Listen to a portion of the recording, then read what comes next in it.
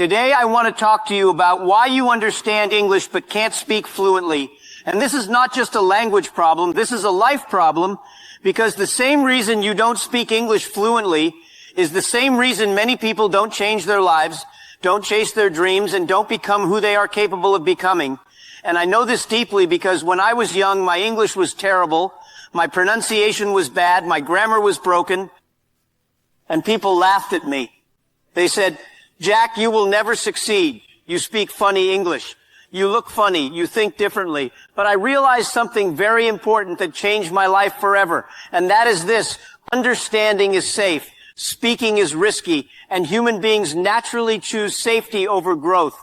So many of you listening to me today, you understand English very well. You can watch movies. You can listen to podcasts. You can understand YouTube videos. But when it is time to open your mouth, suddenly your heart beats faster, your mind becomes empty, and fear takes control. And this fear has nothing to do with English. It has everything to do with fear of making mistakes. Because from childhood, society teaches us that mistakes are bad. Teachers correct us in red ink. People laugh when we pronounce words wrongly. Friends smile when our grammar is broken. And slowly we learn a dangerous lesson. It is better to stay silent than to be wrong. And this is the first reason you cannot speak fluently, because fluency is built on thousands of mistakes, not perfection. And let me give you an example from my own life. When I applied for jobs, I was rejected more than 30 times. When I applied to Harvard, I was rejected 10 times. People told me I was not good enough. But if I stopped speaking English because I was afraid of rejection, Alibaba would never exist. Because business is communication. Leadership is communication. Life is communication. And another reason you understand English but cannot speak fluently is because you learned English with your eyes, not with your mouth. Many of you learned English by reading textbooks, memorizing vocabulary, writing exams, passing tests, but language is not mathematics. Language is not history. Language is a muscle, and a muscle grows only when you use it.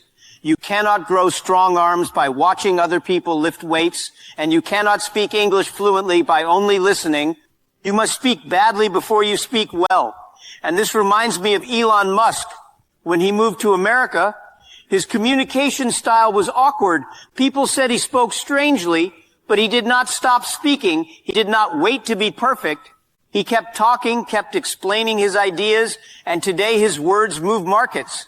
And another powerful example is Arnold Schwarzenegger, who spoke English with a very heavy accent. People laughed at him. Casting directors said nobody will listen to a man who talks like this. But Arnold did not try to sound perfect. He focused on expressing, not impressing, and that is what many English learners get wrong. They try to impress people with perfect grammar instead of expressing ideas. And when you try to impress, fear grows. But when you try to express, confidence grows. And another reason you understand English but cannot speak fluently is because you translate in your head. You think in your native language, then translate into English. And by the time you are ready to speak, the conversation is already over. And this is not because you are stupid.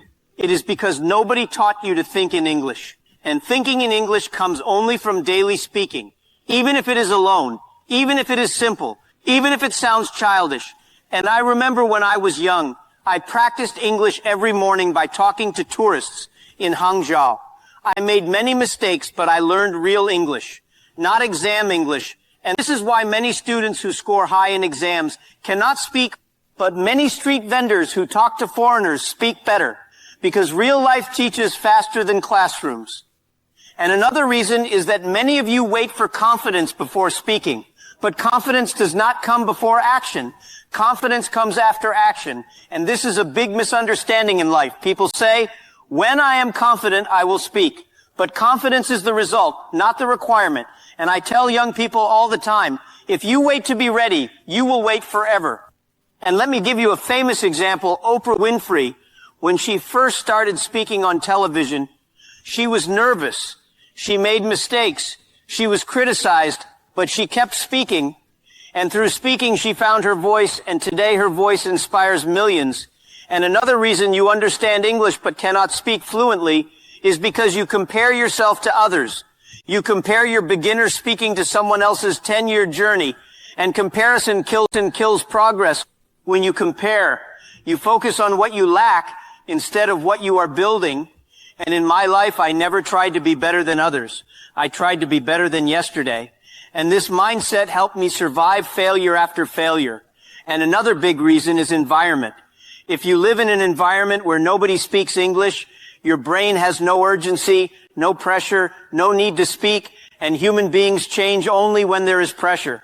And this is why immersion works so well. Not because people abroad are smarter, but because they are forced to speak, forced to survive, forced to communicate. And when survival is involved, fear disappears. And this is why I always say don't complain about your environment. Design your environment. Talk to yourself in English. Think in English. Record your voice. Join speaking communities. Speak even when it feels uncomfortable, because discomfort is a sign of growth. And another reason you cannot speak fluently is because you focus too much on grammar. Grammar is important, but fluency comes before accuracy. Children speak fluently before they speak correctly.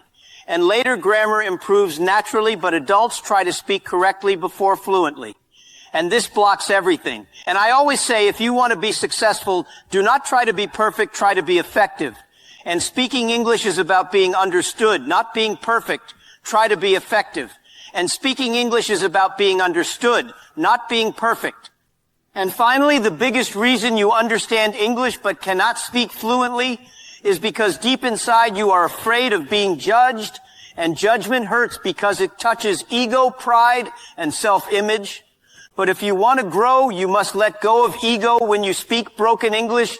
You are not showing weakness. You are showing courage, and courage is always respected. And I want to tell you this very clearly. English is not a measure of intelligence. It is a skill, and skills can be trained. And if Jack Ma, who failed exams, failed jobs, failed interviews, and spoke poor English, can stand on global stages and speak to the world, then you have absolutely no excuse. So start speaking today. Speak badly, speak slowly, speak wrongly, but speak, because the day you stop fearing mistakes is the day fluency begins. And remember, the world does not reward those who understand silently. The world rewards those who dare to speak, even when their voice shakes. And let me continue by saying this. Many of you think fluency is something special that only talented people have, but fluency is simply the result of habit, not talent. And habits are built quietly, not dramatically, which is why most people fail, because they want big results without small daily actions. And when I was building Alibaba, nobody believed in us, but every day we showed up, every day we tried. And English is the same. You don't become fluent in one speech. You become fluent by speaking a little every single day, even when nobody is listening. And another mistake I see is people waiting for perfect opportunities to speak English, waiting for a foreign friend, waiting to travel abroad, waiting for the right time. But life does not wait, and neither does language.